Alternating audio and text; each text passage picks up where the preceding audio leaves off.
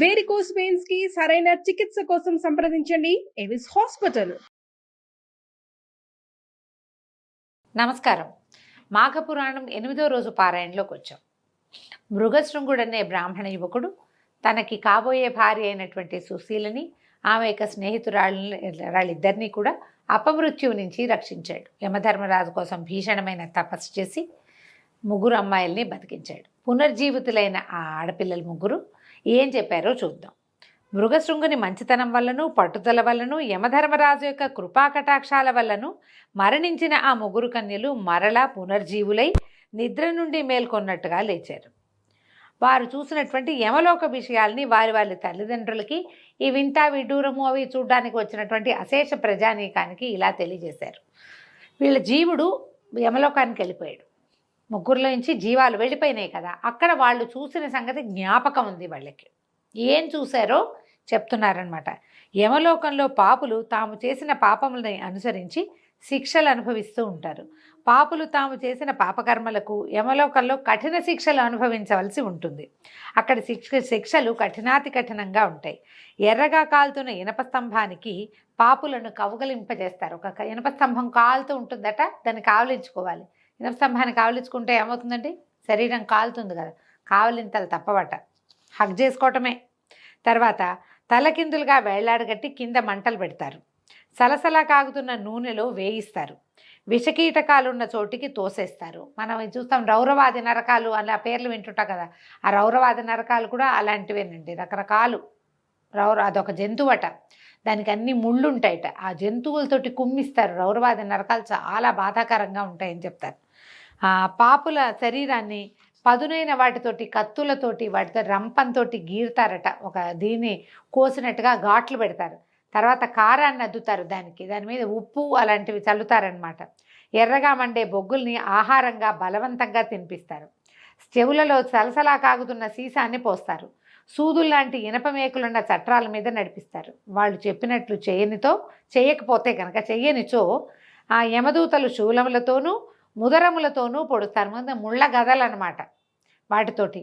అయితే ఈ శిక్షలన్నీ కూడా పాపులు చేసినటువంటి పాపముల యొక్క తీవ్రతని అనుసరించి ఉంటాయి అని ఈ ముగ్గురు కన్యకలు వాళ్ళు అక్కడ చూసినది వివరించి చెప్పేసరికల్లా తల్లిదండ్రులు, చుట్టుపక్కల ప్రాంతంలో ఇది వింటున్నటువంటి జనమంతా ఉనికిపోయారట. ఏమిటి ఇలాంటి శిక్షల? శరీరం ఉండదు. ఇప్పుడు మనం ఇలాంటివి వినంగానే మనం చచ్చిపోతాము, మరణిస్తాము. మన శరీరాన్ని ఇక్కడ పాతేస్తారు, లేకపోతే కాల్చేస్తారు. మనం అదే కదా తెలుసుకుంటాం. ఖననం చేయబడతాము, లేకపోతే దహనం చేయబడుతుంది దేహంలోంచి సూక్ష్మ శరీరమే పైకి ఎక్కడికో వెళ్తుంది. ఏ పక్కకి వెళ్తుందో అది వెళ్ళింది. ఇప్పుడు మనం వైతరణి నది దాటి వెళ్తారని సశరీరంగా కాదు, దేహం ఉండదు. దేహం లేని సూక్ష్మ శరీరాలకే, ఈ సూక్ష్మ శరీరాలకే ఈ బాధలని జీవుడు ఈ నరకాన్ని అనుభవిస్తాడు. మనం చేసినవి ఏవైనా మన లోపల ఉన్నటువంటి జీవాత్మ దీన్ని భరించాల్సి వస్తుందన్నమాట. అయితే జీవాత్మే చేస్తుంది కదా, అంటే జీవాత్మే ఉంటుంది. మనకు ఒక విచక్షణ, బుద్ధి, జ్ఞానము, ప్రవర్తన నియమావళి, క్రమశిక్షణ, ఏదో తపస్సు, పూజ, గీజ ఇవన్నీ చెప్పబడ్డాయి కదా. మనం అవన్నీ చెయ్యము, కొన్నే చేస్తాం. ఏవో చేసిన వాళ్ళు చేస్తారు, చేయని వాళ్ళు ఏమీ చేయరు. నువ్వు ఇది పూజ చేసుకోవాలి నాయన, రోజు పొద్దునే సంధ్యావందనం చేయాలంటే చేయరు ఎవరు. సూర్యుడికి దండం పెట్టుకోవాలి, చేయరు. పెద్దవాళ్ళకి దండం పెట్టాలి, చేయరు. పెద్దవాళ్ళ మాట వినాలి, వినరు. అమ్మని నాన్నని చివరిదాకా చూసుకోవాలి, చూసుకోరు. కుదరదు. ఏమిటో ఉంటాయి ఎవరి కారణాలు వాళ్ళకి. ఏ కారణాలు ఉన్నా మనం ఏ పొరపాట్లు చేసినా, ఏ తప్పులు చేసినా, అకారణంగా ఇతరుల మీద నిందలు వేసిన చిన్న చిన్న పాపాలకి కూడా ఎన్ని రకాలు శిక్షలు ఉంటాయని చెప్తారు. మనం ఈ పురాణాలు ఎందుకు వింటామంటే ఎంతసేపు భక్తి కథే కాదు, దీనివల్ల మనం సరిగ్గా చేయకపోతే మనకి ఏమొస్తుందో కూడా చెప్పబడుతూ ఉంటుంది. ఇలాంటి శిక్షలు ఉంటాయి. ప్రతి తప్పుకి శిక్ష, తప్పు లెవెల్ని బట్టి శిక్ష లెవెల్ ఉంటుందన్నమాట. అది క్లియర్గా చెప్పబడుతోంది. భయపడుతున్న తమ తల్లిదండ్రులను ఆ కన్యలు ముగ్గురు ఓదార్చారు. తల్లిదండ్రులారా, అన్యాయంగా అక్కడ ఎవరిని శిక్షించరు. మనం చేస్తాం అన్యాయాలు, ఈ నరకాల్లోనూ అక్కడ అన్యాయాలు ఏం జరగవు, అంతా న్యాయంగానే జరుగుతుందట. ప్రతి పాపకార్యానికి అనుభవించదగినటువంటి శిక్షాస్మృతి ముందుగానే ఉల్లేఖించబడి ఉంటుంది. పాపుల పట్ల యముడెంత కఠినాత్ముడో పుణ్యాత్ముల పట్ల యముడంతటి ధర్మరాజు. యముని భయంకర స్వరూపం చూసి పాపులు గోల పెడతారు. కానీ పుణ్యాత్ములకు యముడు శాంతరూపుడై దర్శనమిస్తాడు. ముందు అధ్యాయంలో మనం చూసాం, చాలా పరమశాంత స్వరూపంతో మృగశృంగుడికి కనిపించాడు. శాంతరూపుడే ఆయన. పాపుల పట్ల కఠినంగా ఉంటాడు, కానీ రూపం భయంకరంగా ఉంటుందని ఎక్కడా చెప్పబడలేదు. తర్వాత, తల్లిదండ్రులారా, భయపడవలసిన పని లేదు. సూక్ష్మంలోనే మోక్షం కలిగే మార్గాన్ని తెలుసుకున్నాం. ఇప్పుడు మనకి ఏం చేయాలి, ఇందులోంచి తప్పించుకోవాలి అంటే ఏం చెప్తున్నారు? మానవులు ఈ నరక బాధల నుంచి విముక్తి కలిగించుకోవటానికి ఒక ప్రత్యేకమైన ఉపాయం ఉంది. ఇహపర సుఖములను పొందిన మానవుడు ముక్తి నొందటానికి మాఘమాస నదీ స్నానం ఒకటే సులభ తరుణోపాయము. మనకి ప్రతిసారి చెప్తారండి, కార్తీక మాసంలో కూడా కార్తీకంలో స్నానం చేయి మోక్షం వస్తుందని చెప్తారు. ఇది కూడా అంతే. అప్పుడు చేయలేదు, అప్పుడు చాలా చలిగా ఉందండి, ఎక్కడ చేస్తామండి, మనకు పనులు ఉన్నాయి, రాత్రంతా పని చేస్తాం, పొద్దున్నే స్నానం ఎక్కడ చేస్తాం, ఇట్లా ఆలోచిస్తాం కదా. ఇప్పుడు చేయొచ్చు మనం. మాఘ స్నానం చాలా సులువండి. పైగా మాఘంలో నదీ స్నానం అత్యద్భుతం అని చెప్పారు, కానీ ఇంటి దగ్గర స్నానం చేస్తే తప్పని చెప్పలా. నది చేయగలిగితే అమోఘం, ఇంట్లో చెయ్యి, అదైనా మంచిదే. ఈ సంవత్సరం కాకపోతే వచ్చే సంవత్సరం చేద్దాం నదీ స్నానం. కనీసం ఒకసారైనా ఏ ఫ్రెండ్ ఇంటికో, ఏ గోదావరి వైపుకో, ఏ కృష్ణానది వైపుకో, ఎవరో ఇంటికో, లేకపోతే ఓ చిన్న ట్రిప్ లాగా మనమేనో ఊరికే పొద్దునే వెళ్ళి ఎక్కడో చోట నదీ స్నానం చేసి వస్తే సరిపోతుంది. అవకాశం తీసుకోండి, అది చెప్తున్నారనమాట. అయితే నదీ స్నానం చేయటం వల్ల చాలా మంచి జరుగుతుంది. ప్రతి మానవుడు మాఘమాసమందు నదీ స్నానం చేయటము, శక్తి కొలది దాన ధర్మాలు చేయటము, జపతపాదులు చేసుకోవటము. జపతపాదులు చేయటం అంటే మనకి ఏదైనా మంత్రోపదేశం ఉంటే గాయత్రి దగ్గర నుంచి మామూలుగా మంత్రాలు గురువుగారులు అందరూ ఇవాళ రేపు మనకి ఎంత కరుణా సముద్రులుగా ఉన్నారో మన గురువులు. ఏదో ఒక మంత్రం టీవీ ముఖత అయినా సరే చెప్పేస్తున్నారు. అదైనా చేసుకోవచ్చు కదా మనం వింటే కనుక. మనకేమీ రాదు, శ్రీరామ అనుకో, రామ అనుకోవచ్చు, అదైనా చాలు. ఎవరితోటైనా బోధ ఉంటే అద్భుతంగా ఉంటుంది. బోధ లేకపోయినా మనం చేసుకోవచ్చు. ఏదో ఒక మంత్రము, జపము, తపము చేసుకోవటము. తర్వాత యజ్ఞాది పుణ్యకార్యాలని చేయటము. ఏదైనా అవకాశం లభిస్తే అన్ని దేవాలయాల్లో ఇప్పుడు హోమాలు జరుగుతూనే ఉంటాయి. ఏదో ఒక దాంట్లో పార్టిసిపేట్ చేయండి ఈ మాఘమాసంలో. ఎక్కడ అవకాశం ఉంటే అక్కడ మన సమీపంలో ఉన్న ప్రతి దేవాలయంలోనూ ఏదో ఒక హోమాలు యజ్ఞాలు చేస్తూనే ఉన్నారు. కొంతకాలం క్రితం ఇట్లా లేదండి. ఇప్పుడు మనకి అవకాశాలు చాలా పెరిగినాయి.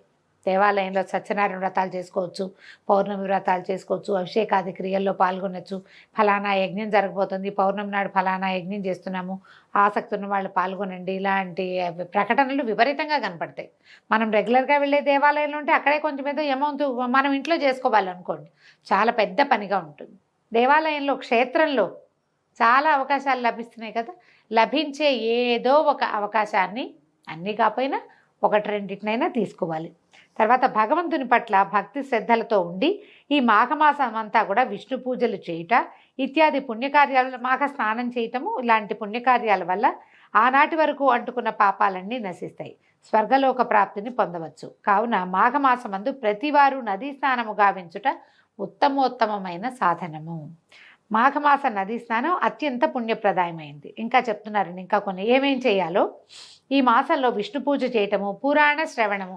ఎలాగో వింటున్నారు బుద్ధిమంతులు మీరంతా, కాబట్టి ఏం ఇబ్బంది లేదు. శక్తి కొలది దాన ధర్మాలు, శక్తిని బట్టే దాన ధర్మాలు చేసుకోవటం. నిష్కల్మష హృదయంతో శ్రీమన్నారాయణుని పూజించుట, స్మరించుట, విష్ణు సహస్రనామ పారాయణ, లేకపోతే కనీసం కేశవనామాలు చెప్పుకుని అయినా అర్చన చేసుకోవటం ఇత్యాది కృత్యాలని చేయవలను. అట్లు చేసినచో శ్రీమన్నారాయణుని కృపకు పాత్రులై విష్ణు సాయుధ్యాన్ని పొందుతారు. కావున మరణం పట్లను, నరకలోకం పట్లను భయపడవలసిన అవసరము లేదు. నరక కూపం నుంచి బయటపడడానికి ఇంతకంటే సులభమైన తరుణోపాయం మరొకటి లేదని ఆ కన్యలు వారి వారి తల్లిదండ్రులకు, అక్కడ చేరిన ప్రజలు, పురప్రముఖులు వారందరికీ కూడా తెలియజేశారు. వాళ్ళంతా సరేనన్నారు. సరేనని ఆ రోజు నుంచి ప్రచారం చేశారు బాగా. మాఘమాస నదీ స్నానము అత్యావశ్యకమైనది. తప్పకుండా సర్వులు, ప్రతి వాళ్ళు నదీ స్నానం చేయండి. ఆయా వేళలు ఎవరికి ఎట్లా కుదిరితే ఎట్లా అని. సర్వము మాఘమాస నదీ స్నానం చేయటానికి, మాఘమాస విధులను నిర్వర్తించడానికి అంగీకరించారు. ఆ కాలానికి ఇప్పటికీ మనకు ఒక తేడా ఉందండి. ఇప్పుడు ఏదో మనం ప్రవచనకర్తలో, పెద్దవాళ్ళు, గురువుగారు, లేకపోతే టీవీలలోనూ మనం చూసి ఇదేదో మంచిదిగా చేద్దాం అనుకుంటున్నాం. ఇది నియమం కాదు. మీ ఆసక్తిని బట్టి మనం విని చేయదలుచుకుంటే, ఇది ముగ్గురు నలుగురు మాట్లాడుకుని అబ్బో ఇది చేస్తే చాలా మంచిగా మా అమ్మమ్మ కూడా చెప్పేది, అలాంటివి ఏవో మాట్లాడుకుంటాం మనం. సోషలైజ్ అయినప్పుడు కూడా మనకు తెలుస్తాయి కదా. లేదా నలుగురు ఫ్రెండ్స్ కలిసి పోయి ఏ ఆలంపూరో లేకపోతే ఏ బెజవాడో వెళ్ళి కృష్ణానదిలోనో లేకపోతే అక్కడ తుంగభద్రలోనో స్నానం చేయాలని ఊహిస్తాం. అవకాశం ఉంది. ఇప్పుడు మనం ఇలా చేసి అయితే ఇందులో ఏంటంటే తప్పనిసరిగా చేయాలన్న నియమం లేదు. పాతకాలంలో ఏం జరిగేదంటే ప్రభువులు చాటింపు వేయించేవాళ్ళు. అందరూ చేయాలి అంటే అందరూ చేయాల్సిందే, ఎవ్వరూ మానడానికి వీల్లేదు. మనం చాలా ఈ వ్రత కథల్లో వాటిల్లో చూస్తాం. ఏకాదశి వ్రతమహత్యం మన అంబరీషోపాఖ్యానం చెప్పి చదువుతున్నప్పుడు అంబరీషుడు ప్రజలందరూ ఏకాదశిని నిర్వర్తించాలి అని ఖచ్చితంగా ఆజ్ఞ జారీ చేసి ఉంచాడు. అందుకని ఆ దేశంలో ఉన్న వాళ్ళందరూ ఏకాదశి వ్రతమహత్యాన్ని అనుభవించారు. వాళ్ళంతా కూడా ఏకాదశిని చేసుకునేవాళ్ళు. అలా మనకి ఇప్పుడు ఈ పాత రోజుల్లో ఏంటంటే ఒక ఆజ్ఞలు జారీ చేసి అందరూ చేయండి. ఎవరో గర్భవతులు, చంటి పిల్లల తల్లులు, పాలింతరాళ్ళు, వృద్ధులు, ఏదైనా రోగగ్రస్తులు, చలికాలం అవి పడని వాళ్ళు, అసలు నీరే పడని వాళ్ళు కొంతమంది ఉంటారుగా, వాళ్ళని వదిలిపెట్టి చేయగలిగే వాళ్ళందరూ కూడా ఆ అవకాశాన్ని వినియోగించుకునేవాళ్ళు. ఇప్పుడు మనం కూడా అలాంటిదే చేసుకుంటే బాగుంటుంది. అవకాశం ఉంటే చూడండి మరి. అయితే దీంతో 8వ రోజు పారాయణ పూర్తయిందండి. రేపు ఉదయం 9వ రోజు అధ్యాయంలో మళ్ళీ కలుసుకుందాం. నమస్కారం.